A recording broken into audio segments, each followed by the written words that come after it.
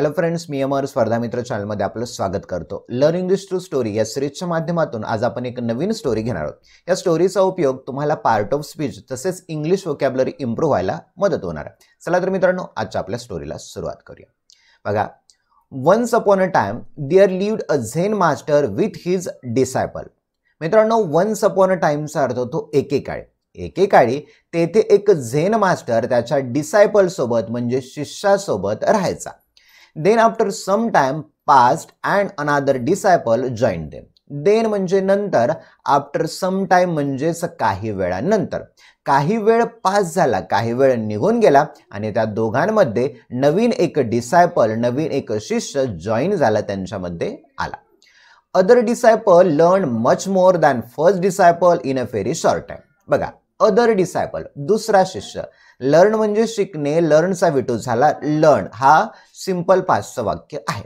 Other disciple learn much more than. मित्रांनो, comparative डिग्रीचं वाक्य आहे. Much more than first disciple in a very short time. In a very short टाइमचा अर्थ होतो अगदी थोड्या वेळामध्ये. मग पूर्ण वाक्याचा अर्थ बघा, एक दुसरा शिष्य त्याच्या पहिल्या शिष्यापेक्षा अगदी थोड्या वेळामध्ये खूप काही शिकला. The first disciple noticed that and felt neglected by master. मग बघा, the first disciple noticed that. नोटीसचा अर्थ होतो लक्षात येणे. येथे फिटू वापरले म्हणजे लक्षात आलं की, म्हणजे पहिल्या शिष्याच्या लक्षात आलं की, आणि त्याला असं वाटलं की तो गुरुकडून निग्लेक्ट होत आहे. निग्लेक्ट म्हणजेच काय, तर दुर्लक्षित होत आहे. गुरुचं त्याच्यावर लक्ष नाहीये, त्याच्याकडे दुर्लक्षित केलं जात आहे असं त्याला वाटलं. मित्रांनो, इथं बघा, फील म्हणजे वाटणे, फीलचा विटू झाला फेल्ट आणि निग्लेक्टचा सुरता फिटू आहे ते निग्लेक्टेड. पुढे बघा, one day the first disciple went to his master and sed.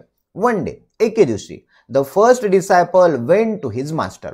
गो म्हणजे जाणे, गोचं विटू झालं वेंट. ओके, सिंपल पास्टची रचना. मग बघा, एके दिवशी मग तो पहिला शिष्य गुरुकडे गेला. अँड सेड आणि म्हणाला, master, I have been studying with you since before that boy came and still you taught him more than me. Why? बघा काय म्हणाला तो. I have been studying with you. I have been studying. मित्रांनो, present perfect continuous टेन्सची रचना आहे. Formula पाहू शकता येते. Subject झाला आय नंतर हॅव बीन वापरलंय. वर्ब आहे स्टडी, स्टडीला लागलाय आयएनजी आणि बाकीचा पार्ट ऑब्जेक्टचा. बघा, प्रेझेंट परफेक्ट कंटिन्युअस टेन्स काय म्हणतो, अशी घटना भूतकाळात चालू झाली, आता पण चालू आहे आणि भविष्यकाळामध्ये किती वेळ चालू राहील हे सांगता येत नाही, तेव्हा प्रेझेंट परफेक्ट कंटिन्युअस वापरतात. अर्थ बघा, I have been studying with you since before that boy came. बघा, बिफोर पूर्वी, दॅट बॉय केम म्हणजे तो दुसरा शिष्य येण्यापूर्वीपासून मी तुमच्या जवळ शिकत आलेलो आहे असा पहिला शिष्य म्हणाला. अँड स्टील आणि अजूनही, यू टॉट हिम. टीच म्हणजे शिकवणे, टीचचं विटू झालं टॉट. ओके, यू टॉट him more than me.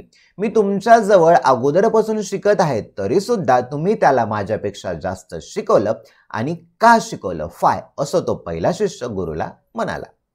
Master remained silent for a while and then said. Master remain. मित्रांनो, रिमेनचा अर्थ होतो राहणे, रिमेनचं विटू झालं रिमेन. मग ते गुरु सायलेंट राहिले. फॉर अ व्हाईल म्हणजे अगदी थोड्या वेळासाठी गुरु शांत राहिले.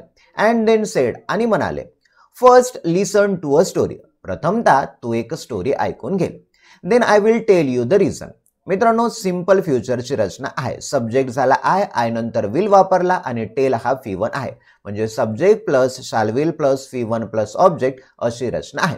अर्थ पहा, then I will tell you the reason. गुरु काय म्हणाले, प्रथमतः तुला एक स्टोरी ऐकावी लागेल आणि नंतर मी तुला त्याचं रिझन म्हणजे कारण सांगेल.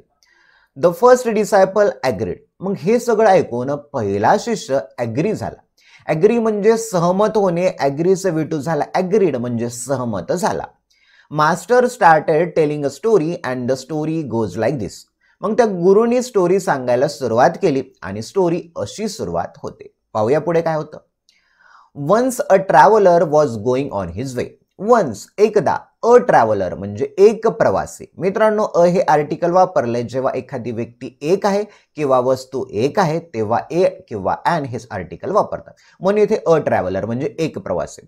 एकदा एक प्रवासी वॉज गोइंग ऑन हिज वे. बघा, ऑन हिज वे म्हणजे त्याच्या मार्गाने किंवा त्याच्या वाटेने. मित्रांनो, एक स्ट्रक्चर झालंय. हे स्ट्रक्चर आहे पास्ट कंटिन्युअस टेन्सचं. बघा, अ ट्रॅव्हलर झाला सब्जेक्ट, सब्जेक्ट नंतर वॉज, नंतर फर्ब झाला गो, गोला लागला आयएनजी. म्हणजे subject plus was were plus verb plus ING हे पास्ट कंटिन्युअसची रचना असणारं वाक्य झाले. हे असं सांगतं की अशी घटना भूतकाळात चालू होती. अर्थ पाहूया. एकदा एक प्रवासी तो त्याच्या वाटेने जात होता. इट वॉज आफ्टरनून टाइम आणि तो दुपारचा वेळ होता. Sun was shining with intense heat. मित्रांनो येथे सुद्धा पास्ट कंटिन्युअसचं वाक्य झालंय. ओके, सन वॉज शायनिंग म्हणजे सूर्य तळपत होता विथ इंटेन्स हिट. इंटेन्सचा अर्थ होतो तीव्र, हिट म्हणजे उष्णता. सूर्य तीव्र उष्णतेने तळपत होता. The traveller felt thirsty. मित्रांनो फील म्हणजे वाटणे, फीलचं विटू झालं, फेल्ट म्हणजे वाटलं. मग त्या प्रवाशाला थर्स्टी झाल्यासारखं म्हणजेच काय, तहान लागल्यासारखं वाटलं. He didn't have any water with him. मित्रांनो भूतकाळामध्ये एखादी गोष्ट आपल्या जवळ असेल तर आपण हॅडचा वापर करतो. म्हणून बघा, जर आपण आपल्याकडे समजा मी म्हणेल माझ्याकडे एक वॉच होती तर मी म्हणेल आय हॅड अ वॉच. माझ्याकडे वॉच नव्हती तर I didn't have a watch असं म्हणेल. मग मित्रांनो येथे वाक्य झालेलं आहे निगेटिव्हचं. बघा, he didn't have any water with him. त्या प्रवाशाला तहान लागलेली होती आणि तहान लागलेली असताना त्याच्या जवळ पाणी नव्हतं. सो म्हणून he started looking around. Looking अराउंडचा अर्थ होतो सभोवताली पाहणे. मग त्याला तहान लागल्यानंतर त्याने सभोवताली पाहायला सुरुवात केली. After walking for a while म्हणजे काही वेळ चालल्यानंतर. He found a well. मित्रांनो फाइंड म्हणजे सापडणे, फाइंडचं विटू झालं फाउंड. ओके, वेल म्हणजे विहीर. मग काही वेळ चालल्यानंतर त्याला एक विहीर सापडली.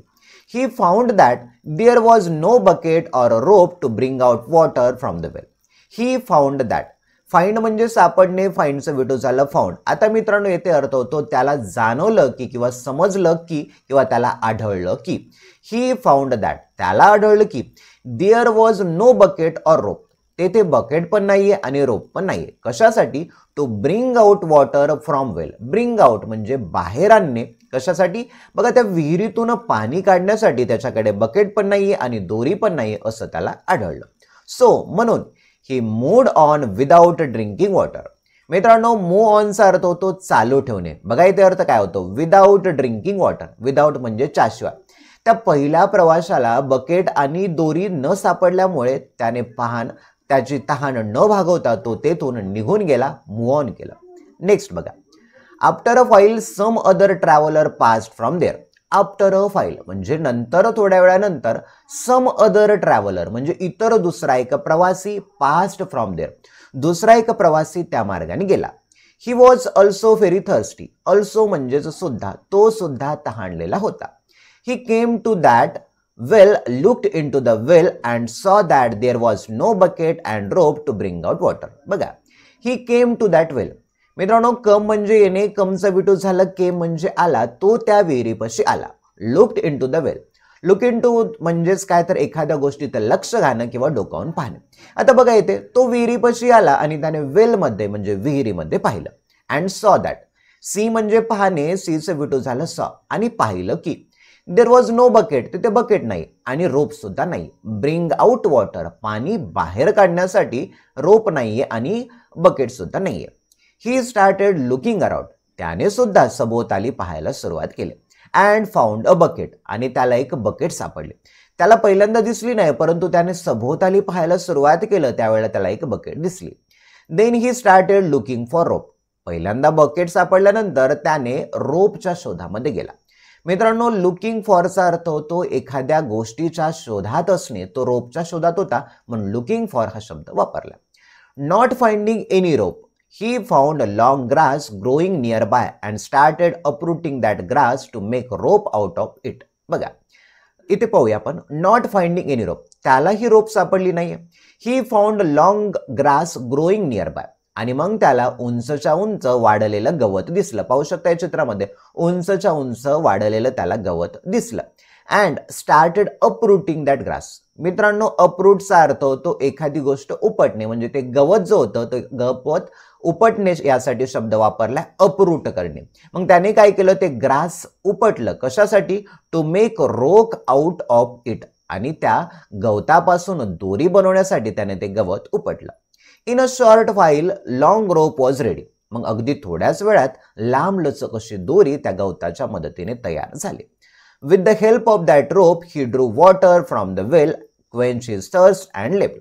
बघा, with the help of that rope, आणि त्या रोपच्या मदतीने ही ड्रू वॉटर. मित्रांनो, ड्रॉ म्हणजे काढणे, ड्रॉचं विटू झालं Drew.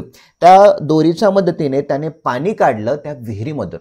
And quench his thirst, क्वेंचचा अर्थ होतो तहान भागवणे, तृप्त होणे. ओके, मग त्याने त्याची तहान भागवली आणि तो लेफ्ट झाला. लेफ्ट म्हणजे निघून गेला. मित्रांनो, LEAF लिव्ह म्हणजे जाणे, लिव्हचं विटू झालं लेफ्ट, तो निघून गेला. पुढे बघा. देन मास्टर आस्क्ड, नंतर त्या गुरुने विचारलं, नाव, आता, नाव tell me according to you which traveller was more thirsty. बघा, नाव टेल मी, आता मला सांग, अकॉर्डिंग टू यू. अकॉर्डिंग टूचा अर्थ होतो च्यानुसार, एखाद्या घडलेल्या घटनेनुसार, अकॉर्डिंग टू यू. आणि तुझ्यानुसार which traveller was more thirsty, कोणता प्रवासी हा जास्त थर्स्टी होता, तहानलेला होता, असं तुम्हाला सांग, असं गुरुने शिष्याला विचारलं. Disciple immediately replied, Master, second traveler was more thirsty. Disciple, त्या शिष्याने immediately reply. Immediatelyचा अर्थ होतो लगेच, तात्काळ. रिप्लाय म्हणजेच काय तर प्रतिक्रिया दिली. मास्टर, गुरु, second traveller was more thirsty, दुसरा जो प्रवासी जास्त तहानलेला होता. That's why he tried to bring water out of the well to quench his thirst. That's वायचा अर्थ होतो याच कारणामुळे किंवा यामुळे. ही ट्रायड, त्याने प्रयत्न केला, to bring water out of the well to quench his thirst. दुसरा प्रवासी जास्त तहानलेला असल्यामुळे त्याने त्याची तहान भागवण्यासाठी विहीर शोधली. विहिरीतून पाणी काढण्यासाठी त्याने रोप सुद्धा तयार केले आणि बकेटीनेच्या मदतीने त्याने पाणी सुद्धा काढलं. मास्टर स्माइल्ड अँड सेड, गुरु हसले आणि म्हणाले, यू आर राईट, तू बरोबर आहेस. The second traveller was more thirsty, दुसरा प्रवासी हा जास्त तहानलेला होता.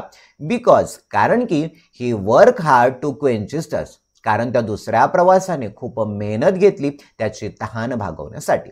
Same is the case is with your fellow boy, आणि हीच केस, हीच परिस्थिती तुझा जो फेलो बॉय आहे, फेलो म्हणजेच मित्र किंवा सहकारी, तुझा जो सहकारी आहे, मित्र, त्याच्यासोबत सुद्धा घडली.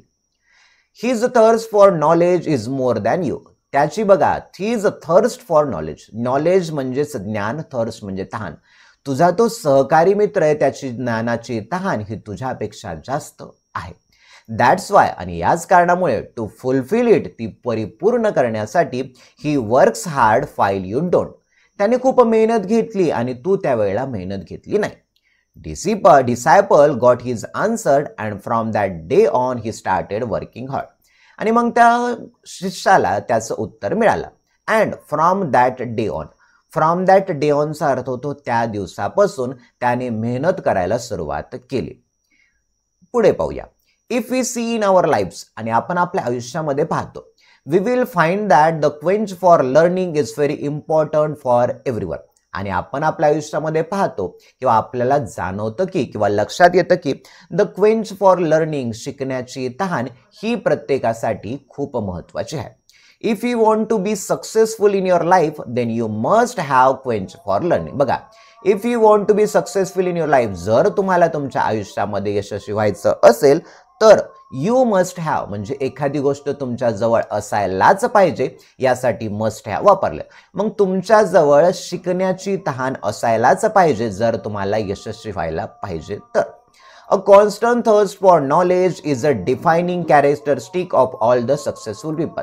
मग कॉन्स्टंट थर्ड म्हणजे सातत्याची, ज्ञान मिळवण्याची जी तहान आहे ती यशस्वी लोकांचं कॅरेक्टरिस्टिक दाखवते, वैशिष्ट्य दाखवते, चरित्र दाखवते. सक्सेसफुल पीपल ऑलवेज टेंड टू लर्न समथिंग न्यू. आणि सगळे यशस्वी लोक यांचा टेंड टू म्हणजे कल असतो काहीतरी नवीन शिकण्याचा. तर मित्रांनो, ही होती महत्वाची स्टोरी. आता पाहूया महत्वाचे वर्ड. वन्स अपॉन अ टाइमचा अर्थ होतो एकेकाळी, डिसायपलचा अर्थ होतो शिष्य, आफ्टर सम टाइमचा अर्थ होतो थोड्या वेळानंतर, लर्न लर्न लर्न क्रियापदाचे तिन्ही रूप आहेत, याचा अर्थ होतो शिकणे. फील फेल्ट फेल्ट तिन्ही रूप, फीलचा अर्थ होतो वाटणे. निग्लेक्ट निग्लेक्टेड निग्लेक्टेड याचा अर्थ होतो दुर्लक्ष करणे. रिमेन रिमेन रिमेन तिन्ही रूप आहेत, याचा अर्थ होतो एखादी गोष्ट राहणे. अग्री अग्रीड अग्रीड याचा अर्थ होतो एखादी गोष्ट सहमत असणे. इंटेन्स हीटचा अर्थ होतो तीव्र उष्णता. थर्स्टीचा अर्थ होतो तहानलेला. नंतर पाहूया ब्रिंग आउटचा अर्थ होतो बाहेर काढणे, लुकिंग फॉरचा अर्थ होतो च्या शोधात असणे, अपरूटिंगचा अर्थ होतो एखादी गोष्ट मुळासकट उपडणे, हा गवतासाठी शब्द वापरला किंवा एखादी गोष्ट पूर्णपणे उद्ध्वस्त करणे. क्वेंच क्वेंच क्वेंच तिन्ही रूप आहेत. याचा अर्थ होतो एखाद्याला तृप्त करणे, एखाद्याची तहान भागवणे, त्यासाठी क्वेंच वापरतात. लीव लेफ्ट लेफ्ट म्हणजे एखादी गोष्ट निघून जाणे. टेंड टूचा अर्थ होतो एखादी गोष्ट करण्याकडे एखाद्याचा कल असणे. इनेटचा अर्थ होतो जन्मजात असणे. डिझायरचा अर्थ होतो इच्छा. तर मित्रांनो, ही होती अत्यंत महत्त्वाची स्टोरी जर आवडली असेल तर व्हिडिओला लाईक करा, चॅनलला सबस्क्राईब करा. अशाच प्रकारच्या स्टोरी जर पाहायच्या असतील तर तुम्हाला आपल्या टेलिग्राम व व्हॉट्सअप ग्रुपला जॉईन व्हायचं असेल तर त्याची लिंक तुम्हाला डिस्क्रिप्शनमध्ये मिळून जाईल. चला तर मित्रांनो, येथेच थांबूया. Thank you for watching this video.